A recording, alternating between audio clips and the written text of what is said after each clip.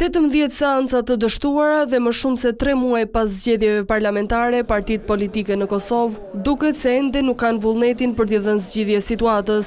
Por pse po zgjat kaq shumë procesi i konstituimit të kuvendit?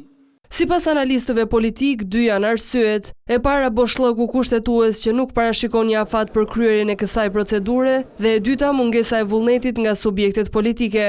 Vakumin kushtetues, partitë po e përdorin për të fituar kohë deri në procesin e ardhshëm që është ai i formimit të qeverisë së re dhe i cili llogaritet me orë. Lëvizja vetëvendosje nuk e ka shumicën, qoftë për qeveri, qoftë për kryetar kuvendi. Dhe ka përzgjedhur këtë byro kushtetuese në mënyrë që t'i jap vetes kohë për të provuar të krijojë artificialisht një shumicë të cilën nuk e ka. Problemi i dytë qëndron se as opozita nuk është se i kanë numrat për të krijuar qeverinë në rast se zoti Kurti dështon. Sepse nëse nuk krijohet shumicë prej 80 deputetësh në zgjedhjen e presidentit që vije diku në prill të vitit të ardhshëm, atëherë vendi rrezikon të shkojnë zgjedhje. Sipas analistit Hoxha, bashkimi i forcave të opozitës në këtë fazë do t'ju kushtonte atyre elektorat në zgjedhjet e ardhshme, të cilat do të ishin të pashmangshme. Megjithatë, peshën kryesore të përgjegjësisë e mban Albin Kurti dhe vetëvendosja si e vetme parti me të drejtë për të propozuar emrin e kryetarit të kuvendit. Zoti Kurti do t'i ketë maksimalisht 20 ditë për të krijuar shumicën që nuk e ka.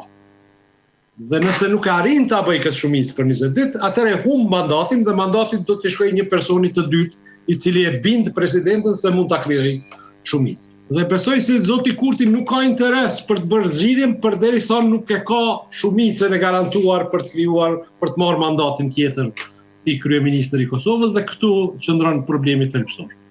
Analisti Blerin Burjani vlerëson se një rol më konkret në këtë proces do të kishte faktori ndërkombëtar, i cili sipas tij po qëndron larg për shkak se nuk e do Albin Kurti në një tjetër mandat në krye të qeverisë. As ata që janë të interesuar me ndërmjetësu për shkak të politikës që udhëheq nga VV-ja këto 4 vjet të fundit kundërshtim me interesat e shumta të ndërkombëtare. Ata po vlerësojnë që nuk e meriton VV-ja mu angazhu bashkësia ndërkombëtare me gjithë zgjidhje për VV-n. Ata nuk janë për intereson këtë punë, sa ajo po shihet.